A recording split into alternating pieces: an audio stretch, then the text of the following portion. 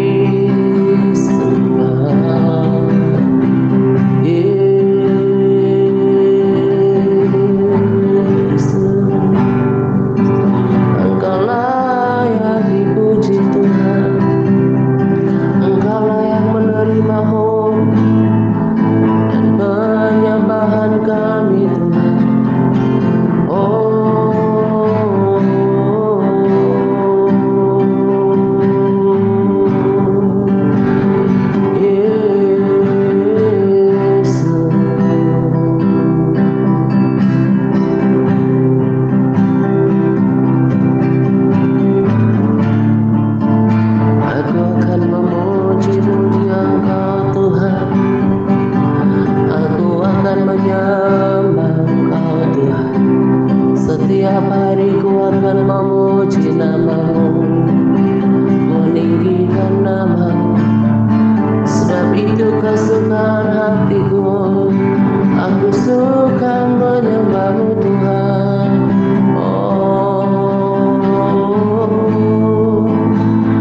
Aku suka memuji nama-Mu.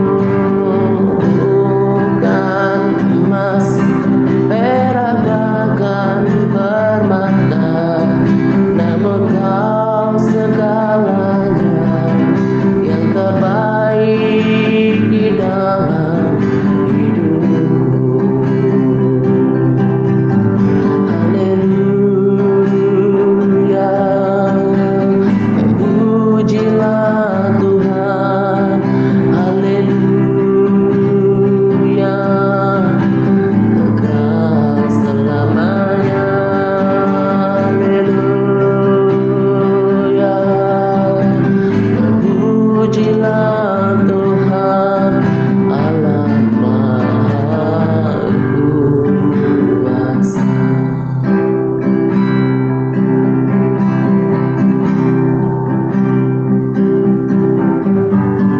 Yang ku mau hanya menyenangkanmu, biarlah seluruh hidupku berkenan kepadamu.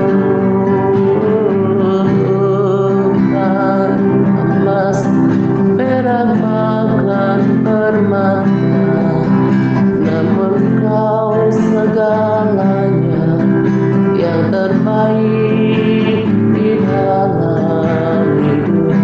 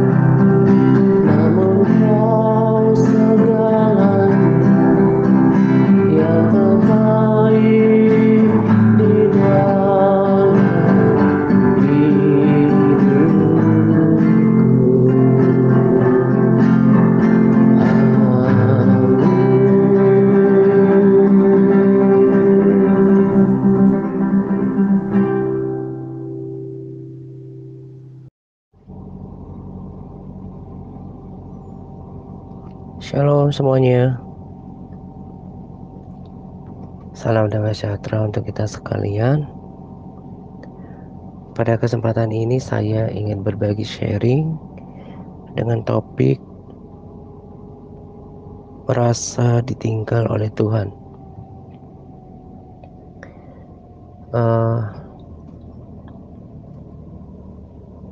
Pada sharing kali ini, selain berbagi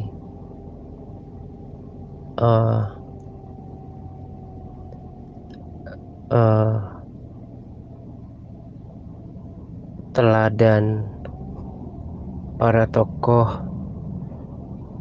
Alkitab dan teladan Yesus sendiri dalam RSSP ini, di sini juga saya ingin berbagi tentang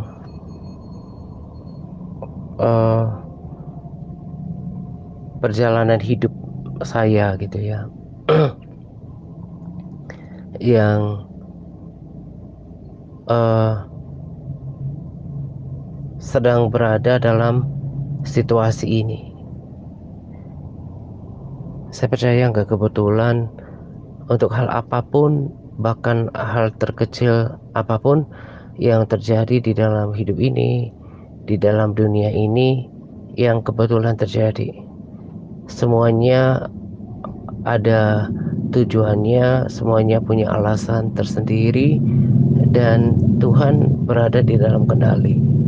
Jadi kalau Tuhan tidak izinkan sesuatu terjadi, saya sangat percaya bahwa hal itu tidak akan pernah terjadi. Sekalipun hal yang Tuhan izinkan terjadi itu adalah hal yang tidak mengenakan bagi daging kita, tetapi semuanya akan mendatangkan kebaikan gitu. Itu yang saya percaya, itu yang mau saya pegang, walaupun ketika dijalani sangat tidak mudah gitu. Tapi untuk menjadi orang Kristen yang bertumbuh bahkan dewasa rohani harus melewati masa-masa pencobaan, ujian, masa-masa sukar gitu. Kalau orang Kristen yang kekanak-kanakan sama seperti anak-anak secara jasmani, pada dasarnya masih diperlakukan lunak gitu ya. Kalau diberikan nasihat, didikan, dan teguran yang keras, melebihi kapasitas mereka, nanti mereka malah nggak bisa mencerna. Jadi beda perlakuan,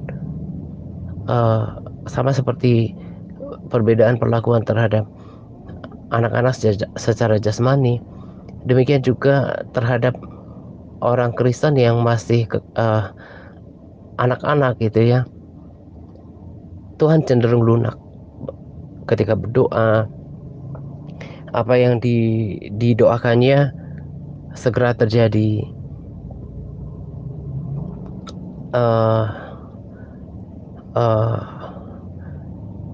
Bahkan ketika merengek pun, yang saya percaya Tuhan cenderung respons. Tetapi ketika kita semakin beranjak dewasa secara rohani, maka selain makanan rohani keras, maka yang terjadi adalah pengalaman hidup yang keras gitu, dan semuanya itu akan membentuk diri kita, menguji hati kita, memperbesar kapasitas iman kita. Saya nggak jelaskan detailnya masa-masa sukar yang saya sedang alami belakangan ini, tetapi saya mengukur bahwa tekanan hidup, persoalan hidup, pencobaan hidup yang Tuhan izinkan terjadi pada chapter kali ini, pada bab kehidupan saya saat ini, merupakan hal yang paling berat yang pernah saya alami dalam hidup, termasuk dalam pelayanan gitu. Dan saya dikuatkan oleh firman Tuhan. Jadi ketika saya coba untuk mencerna semuanya, memahami semuanya, kisah-kisah di dalam firman Tuhan itu menjadi penghibur bagi diri saya. Ayub yang saleh, yang takut akan Tuhan, juga pernah dalam babak kehidupannya seolah ditinggal oleh Tuhan. Padahal sesungguhnya Tuhan sedang menguji hatinya gitu ya. Demikian juga dengan Daud. Kita ketika membaca kisah Daud yang penuh dengan lika-liku kehidupan gitu ya, dikejar-kejar oleh Saul, nyawanya terancam, kemudian juga Absalom dan banyak musuhnya gitu ya. Ada Simei yang juga merupakan bagian daripada chapter atau bab sukar dalam kehidupannya. Ketika kita membaca kisah Daud, itu bukan 1-2 kali dia berada dalam kesesakan, dia berada dalam pelarian, berada di Gua Adulam.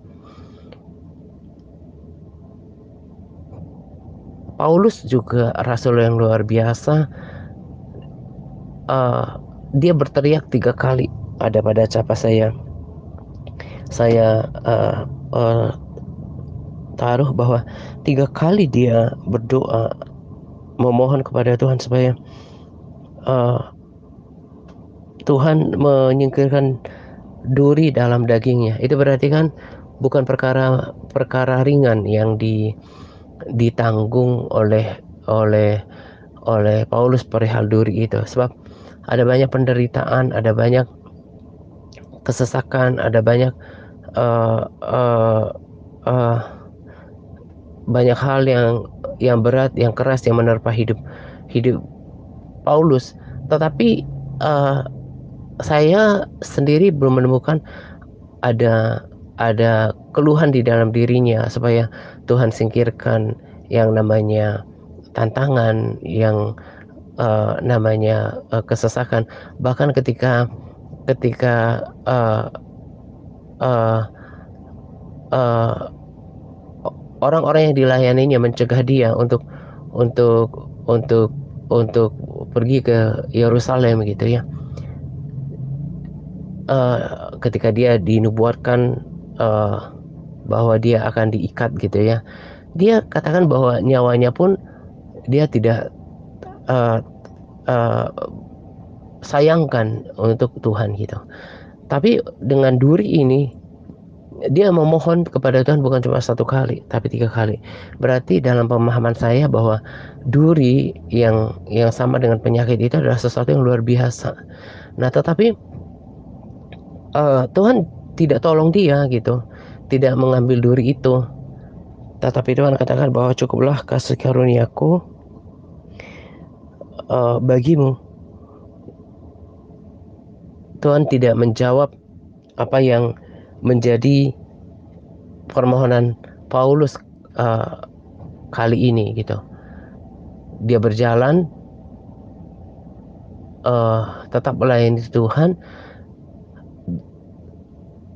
tetapi untuk permohonannya ditolak gitu ya. Jadi Tuhan tidak dalam hal ini Tuhan tidak bertindak sebagai penjawab doa. Jadi ada kalanya dalam hidup manusia, dalam hidup kita, Tuhan biarkan kita berjalan dengan penderitaan, tetapi bukan Tuhan mau menyiksa kita gitu ya. Paulus katakan kan supaya aku jangan meninggikan diri karena pernyataan-pernyataan luar biasa itu. Jadi dari ayat itu dikatakan bahwa kita mengerti bahwa Tuhan punya tujuan untuk tidak mengambil duri dalam daging Paulus. Supaya apa? Supaya seperti firman Tuhan katakan, supaya dia nggak menjadi sombong gitu, tidak bermegah. Karena kalau Tuhan izinkan dia sembuh, berarti dia berpotensi untuk menjadi sombong. Nah, sementara kesombongan itu akan membawa kepada kehancuran. Tuhan juga menentang orang sombong. Jadi betul bahwa semuanya akan mendatangkan kebaikan bagi diri Paulus terutama, supaya dia tidak memegahkan diri atas pernyataan-pernyataan yang dia dapatkan dari Tuhan, dari Yesus sendiri, dengan perjumpaan pribadinya dengan Tuhan, bahkan penglihatannya, supaya dia tetap rendah hati. Memang seperti itu. Ketika apa yang saya alami belakangan ini gitu ya, ketika merasa gagal. Jadi dalam hal ini kan gini loh, Paulus seorang rasul yang hebat, melakukan mujizat-mujizat gitu. Dia mendapat pernyataan-pernyataan dari Tuhan. Nah, itu kan sangat besar, sangat spektakuler. Tapi ada sisi di mana dia ada seperti kelemahan, yaitu duri dalam daging. Tuhan izinkan itu terjadi supaya dalam kerohanian, maksudnya gini, saya berharap setiap yang mendengarkan sharing ini menangkap gitu. Jadi maksudnya gini, supaya dia tidak betul-betul sempurna dalam persekutuannya dengan Tuhan. Ngerti ya maksudnya? Jadi tidak sempurna bahwa apa-apa yang diminta dikasih oleh Tuhan. Dia juga dapat penglihatan kan tentang langit ketiga itu. Dia juga dapat dapat panggilan, ditugaskan oleh Tuhan sendiri, mengalami perjumpaan pribadi dengan Tuhan, pernyataan dengan Tuhan, itu kan sesuatu yang spektakuler, sesuatu yang gak didapatkan oleh banyak orang. Tetapi Tuhan izinkan dia ada kelemahan duri dalam daging, supaya dia gak jadi sombong. Itu dituliskan oleh firman Tuhan yang adalah ya dan amin. Nah, kalau semuanya menjadi sempurna dalam kehidupannya, dalam perjalanan pelayanannya kok kayak nggak ada cacat, itu manusia itu cenderung sombong, karena sifat manusia itu seperti itu. Nah, tetapi Tuhan izinkan duri dalam daging supaya dia, kata Paulus, dia memahami supaya Tuhan, supaya supaya dia tidak menjadi uh, uh, meninggikan diri, ya kan? Meninggikan diri berarti sombong, menyombongkan diri kan. Nah, itu tujuannya, dan semua itu untuk kebaikan Paulus sendiri, untuk keselamatannya. Coba saja semua itu di di di di uh, dipenuhi oleh Tuhan, apa yang menjadi permintaannya, permohonannya, dia menjadi orang yang berpotensi untuk meninggikan diri, begitu. Nah, saya yang tadi saya katakan, saya juga alami seperti itu. Saya percaya pelayanan ini dipimpin oleh Tuhan. Saya sangat percaya pelayanan ini berdiri karena kuasa Roh Kudus. Kita tetap masih setia, orang diubahkan, itu semua kan karya Tuhan melalui Roh Kudus. Saya cuma alat. Jadi dalam hal ini saya bermegah dengan penyertaan Tuhan, karya Tuhan yang membuat kita berubah di dalam pelayanan ini. Dalam hal sharing, saya baru ngerti ini loh ketika saya membuatkan rekaman ini. Jadi dalam banyak hal, dalam banyak part, dalam banyak porsi, dalam banyak aspek, Tuhan menunjukkan penyertaannya yang besar. Kita bisa melihat dalam pelayanan ini ada karya Tuhan yang mengubahkan banyak orang. Saya sudah pernah katakan bahwa mujizat yang terbesar itu sebetulnya bukan kesembuhan, tetapi ketika orang kemudian berubah, mengalami Tuhan, itu jauh lebih hebat daripada mujizat kesembuhan, apalagi cuma berkat jasmani gitu ya. Nah, itu kan hal-hal yang Tuhan kerjakan di sini. Nah, banyak sekali dari hal-hal yang terjadi belakangan ini kepada saya, yang menyesakkan ini, ada banyak sekali pelajarannya. Tapi kali ini saya percaya ini berdasarkan tuntunan Roh Kudus. Saya menekankan bahwa dalam pelayanan sepanjang 7 tahun ini, saya kan memang tipikal orang yang cukup sombong ya, maksudnya merasa diri paling benar, paling tahu gitu, juga sangat percaya diri. Tuhan izinkan, karena berkali-kali saya katakan, baik terhadap orang yang sering saya komunikasi, saya katakan bahwa sehelai rambut di kepala itu tidak akan pernah terjatuh kalau Tuhan tidak mengizinkan. Itu kan perkara yang enteng, perkara yang ringan. Jadi kalau ada perkara yang besar, entah apapun itu, entah baik atau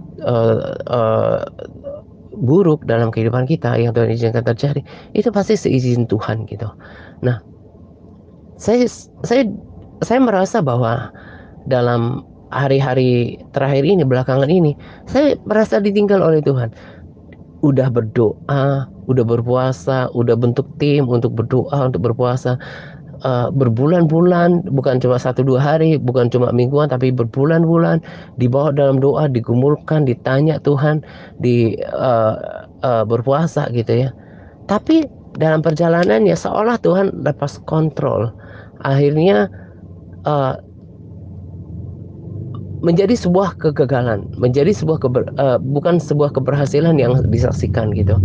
Nah, itu kan akan menyimbangkan kesombongan saya tadi gitu ya, bahwa ternyata ada kalanya saya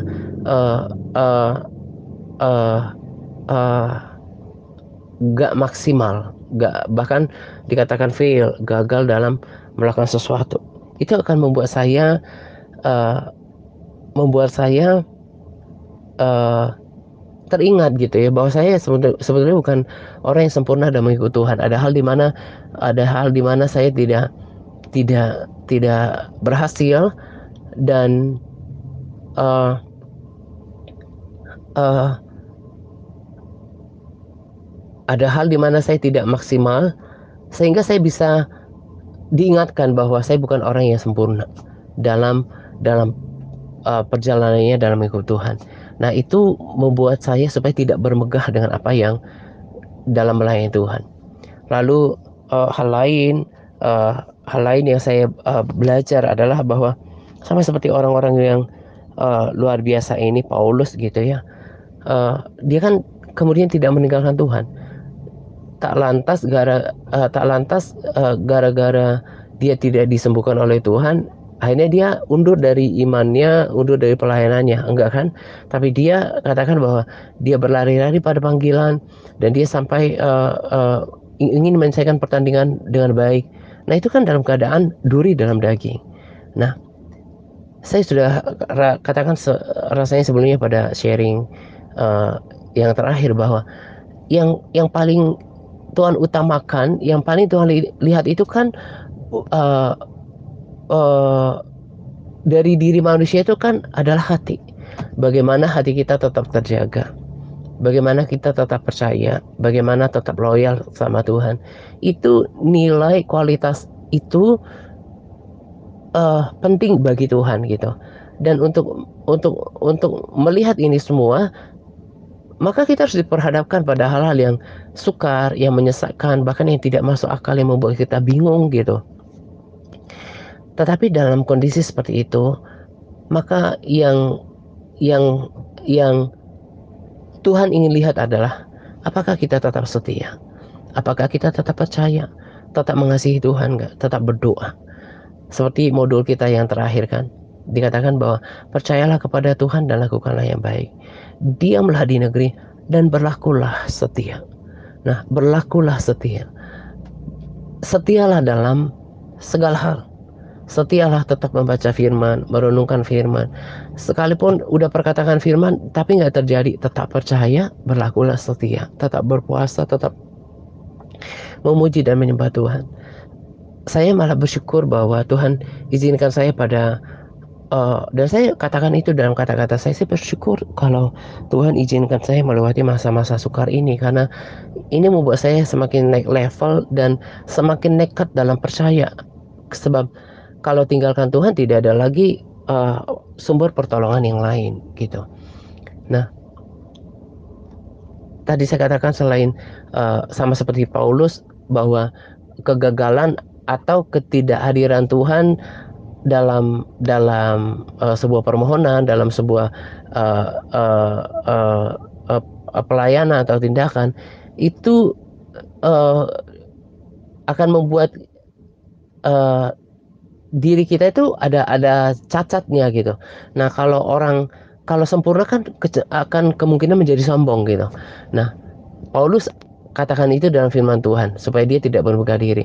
Nah, selain pelajaran yang sama terjadi dalam diri saya adalah yang saya mau tekankan bagi kita ya, mungkin kita bukan mungkin ya, pada dasarnya kebanyakan yang saya layani kan bukan dalam pelayanan yang aktif seperti diri saya.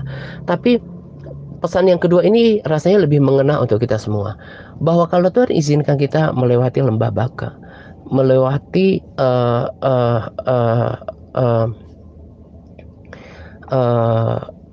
lembah gitu, kita udah berdoa tapi Tuhan gak jawab.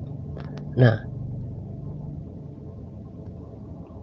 Yesus pun merasakan hal yang sama ketika di kayu salib, masa-masa terakhir. Tuhan berkata, kira-kira firman Tuhan berkata di Matius 7:27-6, kira-kira jam 3 berserulah Yesus dengan suara nyaring, Eli Eli lama sabachthani, artinya Allah Allahku Allahku, mengapa engkau meninggalkan aku. Di Mazmur Daud dikatakan, Allahku Allahku, mengapa engkau meninggalkan aku. Aku berseru tetapi engkau tetap jauh dan tidak menolong aku. Ngerti kan? Engkau tetap jauh dan tidak menolong aku. Sampai nafas terakhir Yesus tidak ditolong di situ, tetapi kemudian dia bangkit, dia bangkit pada hari ketiga, dia naik dan dia menjadi uh, uh, anak domba Allah, dia duduk di sebelah kanan Bapa gitu. Nah, penyerahan Yesus akhirnya kan di ayat selanjutnya dikatakan bahwa ke dalam tanganmu lah aku serahkan nyawaku. Itu berarti artinya apa? Sekalipun pada pada uh, uh, uh, pada menit-menit sebelumnya Yesus berseru, kenapa Tuhan meninggalkan aku? Lebih jelas lagi di Mazmur Daud dikatakan, kau tetap jauh dan gak menolong gitu. Tapi tetap menyerahkan nyawaku, itu kan berarti tindakan Yesus tetap pegang kepercayaannya terhadap Bapa. Tadi juga saya katakan bahwa Paulus juga tetap berlari-lari pada panggilan dan ingin mengakhiri pertandingan iman dengan baik. Ayub pun seperti itu. Daud pun seperti itu. Pelajaran yang sama untuk saya dan untuk kita semuanya di masa-masa sukar dalam kehidupan, dalam berbagai konteks pergumulan hidup kita, masing-masing berbeda, masing-masing aspek yang diproses itu berbeda, tetapi tujuannya sama untuk mendatangkan kebaikan dan respons yang Tuhan ingin lihat. Tujuannya untuk setiap kita, saya percaya secara umum adalah untuk melihat apakah kita tetap percaya. Apakah kita tetap percaya kepada Tuhan? Apakah kita tetap berlaku setia? Apakah kita tetap mengasihi Tuhan? Tetap berlaku setia dalam ibadah kita, dalam doa-doa kita. Itu yang lebih mahal daripada semuanya. Itu penilaian tertinggi lebih daripada elpar kita. Orang bisa saja melakukan elpar tapi tidak sampai menjadi kehidupan. Nah, itu yang lebih mahal, yang ingin Tuhan lihat, yang Tuhan cari dari seseorang. Memang saya katakan tadi berat sekali ketika kita melakukan sesuatu dan Tuhan tidak menolong. Ya kan? Di Mazmur tadi jelas katakan bahwa aku berseru tapi engkau jauh dan tidak menolong aku. Tuhan dalam tanda kutip tidak apa-apa tidak menolong Yesus di kayu salib itu karena memang itu harus diselesaikan sebagai rangkaian dari penebusan tugas penyelamatan Yesus. Tuhan juga gak menolong Paulus dalam kesembuhan penyakit itu. Tuhan juga tidak menolong Ayub. Buktinya dia harus lewati proses. Kalau menolong kan Tuhan tiba-tiba sembuhkan. Daud juga terkesan tidak ditolong oleh Tuhan. Tuhan biarkan Saul mengejar-ngejar dia, ingin mencabut nyawanya, harus berada di dalam kesesakan, dalam gua adulam. Tapi saya katakan bahwa penghiburan buat saya salah satunya adalah saya bersyukur kalau Tuhan berikan kesempatan saya untuk melewati hal-hal yang sesak, karena selalu ada kemuliaan, ada puji-pujian, ada kehormatan yang besar di balik setiap pembentukan proses yang berat. Saya rasanya udah 2 minggu ya tidak ada RSSP baru, karena saya mencoba untuk mencerna, memahami semuanya. Saya evaluasi diri saya, apakah ada dosa, apakah ada yang salah. Selalu minta ampun, itu pasti. Rasanya kehilangan percaya diri untuk berbagi, karena kalau berbagi itu kan bukan sekedar berbagi firman, bukan sekedar memberikan motivasi, tapi motivasi yang disertai dengan spirit. Kalau cuma ngomong kemudian tidak ada nyawanya, itu tidak akan pernah memberkati orang. Coba untuk memahami, menerima, bersyukur, berterima kasih, kemudian juga mencerna, memahami semuanya, dan saya mau bangkit. Dan lewat proses yang saya alami, saya percaya itu akan menjadi berkat bagi setiap orang yang sedang mengalami proses yang sama. Saya juga nggak kebetulan ada dengarkan video di YouTube yang dari channel yang bahkan tidak biasa saya ikuti gitu. Dia katakan bahwa dia juga pernah merasa kayak ditinggal oleh Tuhan, dan itu sangat menyakitkan. Masa-masa seolah ditinggal oleh Tuhan. Dan apa yang menjadi nasihat dia selain nasihat yang sama yang saya katakan adalah tetap percaya kepada Tuhan, tetap berharap hanya kepada Tuhan, berlaku setia. Apa yang ditambahkan dalam video tersebut yang juga rasanya sudah pernah saya berikan juga adalah bahwa selain tetap percaya firman-Nya, percaya janji-janjinya, bahwa kita harus selalu ingatkan diri kita bahwa Tuhan mengasihi kita bahkan ketika kita berdosa. Apalagi kalau kita sudah mulai belajar hidup benar, hidup kudus, hidup bersekutu sama Tuhan, itu kan berarti sudah berbeda dengan status kita dalam ketika kita hidup dalam dosa. Nah, ketika kita hidup dalam dosa saja Tuhan kasihi, apalagi sekarang. Selalu sadari bahwa Tuhan mengasihi kita. Tuhan selalu menyertai kita. Lalu kemudian, kalau firman Tuhan katakan bahwa kalau Yesus saja anaknya sudah diberikan pada kita, darahnya sudah dicurahkan bagi kita, bagaimanakah mungkin Tuhan tidak mengaruniakan segala sesuatu bersama-sama dengan anaknya itu? Yesus sudah mengorbankan yang paling mahal, yang paling berharga dari hidupnya, itu kan nyawa. Masa soal pergumulan hal-hal yang bisa dinilai dengan materi Tuhan tidak perhatikan? Yesus mati untuk kesembuhan kita, tapi Paulus nyatanya nggak disembuhkan. Nah, apa maksud dari Tuhan tidak menjawab apa yang menjadi permohonan kita? Kita harus ingat juga bahwa semuanya akan mendatangkan kebaikan. Dia selalu punya cara yang unik, yang kita nggak pernah pikirkan bagaimana memperlakukan setiap kita. Masa dia mati di kayu salib lalu kemudian memberikan kita siksaan, memberikan kita beban hidup, merampas sukacita kita?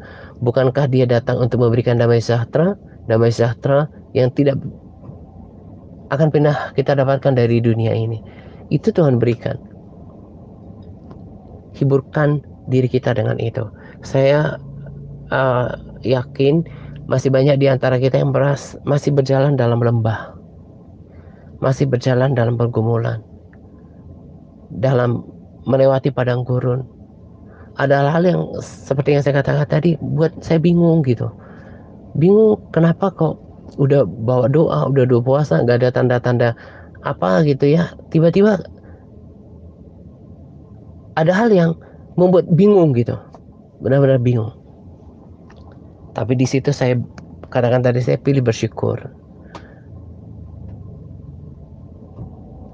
Berterima kasih kalau Tuhan izinkan melewati masa sukar. Saya tetap katakan pada Tuhan, saya tetap percaya. Saya tetap berharap, berseru hanya kepada Tuhan, mengandalkan Tuhan. Sekalipun Tuhan tidak tolong kali ini, saya tetap percaya. Daniel juga kan seperti itu, Sadrak, Mesak, dan Abednego. Mereka, sekalipun Tuhan nggak tolong, mereka tetap mau percaya. Nah, kualitas hati seperti itu yang Tuhan cari. Dan untuk sampai pada level seperti itu, nggak mudah. Itu berarti hanya orang-orang yang luar biasa yang mau diproses dalam perkara sukar seperti ini. Dan saya percaya semua karena kekuatan Roh Kudus yang mampukan saya melewatinya sampai sekarang. Itu kenapa saya tidak pernah tinggalkan persekutuan saya. Dan tambahan yang saya perlu bagikan pada kesempatan ini adalah bahwa ketika kita berada dalam tekanan, awal-awalnya apalagi kita shock gitu ya, bingung, kita bertanya, God, why God? Tuhan kenapa gitu ya. Tapi ini bukan kali pertama saya dengarkan nasihat yang luar biasa. Tapi dalam video yang saya tadi katakan juga dikatakan bahwa berhenti bertanya, why God, why? Tuhan kenapa? Tuhan kenapa? Tapi bertanya, Tuhan apa? Ganti dengan mengapa, dengan apa yang Tuhan rencanakan dari semua ini? Apa yang Tuhan ingin ajarkan dari semua ini? Apa yang Tuhan mau kerjakan dalam lewat masalah ini? Sehingga kita semakin menyatu dengan janji firman Tuhan yang mengatakan bahwa semuanya akan mendatangkan kebaikan. Kalau kita tanya kenapa, kita akan, itu kan sebagai pernyataan kekecewaan kita. Tapi kalau kita mulai berkata bahwa Tuhan, apa yang saya bisa belajar dari semua ini, apa yang Tuhan mau ajarkan kepada saya, itu kan menunjukkan respons yang positif dan sikap rendah hati. Nah, sikap seperti ini akan mempermudah kita, membuat kita lebih gampang, lebih enteng untuk menerima dan menjalani prosesnya. Dan saya percaya juga bahkan akan mempersingkat proses sukar yang Tuhan izinkan dalam kehidupan kita. Soal memulihkan keadaan kita itu gampang bagi Tuhan, sebab tidak ada yang mustahil bagi Tuhan. Nah, kiranya apa yang saya bagikan pada sharing kali ini menguatkan kita semuanya. Seperti modul tadi, berlakulah setia. Mari kita berlaku setia seperti Yesus setia, tetap tunduk kepada Bapaknya. Berlaku setia sama seperti Paulus yang tetap berlari-lari menyelesaikan pertandingan iman. Setia sama seperti Daud hingga menjadi dia orang yang berkenan kepada Tuhan. Setia seperti Ayub sampai pemulihan terjadi dalam kehidupannya. Setia seperti Yesus, tetap ada penyerahan. Saya katakan bahwa gak mudah. Itulah kenapa pas terakhir saya katakan saya mau disiplinkan semuanya. Saya saya menunda lah gitu ya untuk tertibkan yang di MTRC Advance, karena saya masuk dalam fase yang susah. Saya ngerti, saya rasakan, saya paham bagaimana rasanya ketika berada di dalam lembah baka, melewati padang gurun. Itu memang kehilangan semangat, kadang kita bingung, menjadi lemah gitu kan. Nah, tetapi biarlah melalui sharing kali ini kita sama-sama bangkit, berlaku setia, tetap cari Tuhan. Carilah Tuhan dan kekuatannya, carilah wajahnya selalu. Jadi untuk bisa melewati semua ini harus bergandeng tangan dengan Tuhan, harus tetap bersekutu dengan Tuhan dan tidak pernah tinggalkan persekutuan pribadi itu. Nah, ini saja yang saya mau bagikan pada kesempatan ini, kiranya menjadi berkat, kekuatan dan motivasi untuk kita untuk bersama-sama bersemangat melewati setiap proses yang Tuhan izinkan terjadi dalam kehidupan kita. Mengucap syukur, berterima kasih, itu akan meringankan beban yang menyesakkan hati kita. Mulai ikhlas memang tidak mudah, tapi kalau kita nggak lulus seperti itu, bagaimana mungkin kita akan berbeda dengan orang dunia gitu ya. Nah, ini saja yang saya bagikan pada kesempatan ini, kiranya memberkati kita semua. Selamat menjelang 2 pagi untuk kita sekalian. Selamat berpuasa kepada para sahabat yang terus bersemangat dalam berpuasa. Semangat par, Tuhan Yesus memberkati kita senantiasa. Amin. Aku mau hanya menyenangkan-Mu, biarlah seluruh hidupku berkenan kepadamu. Bukan emas, perak, bahkan permata, namun Kau segalanya yang terbaik di dalam hidupku.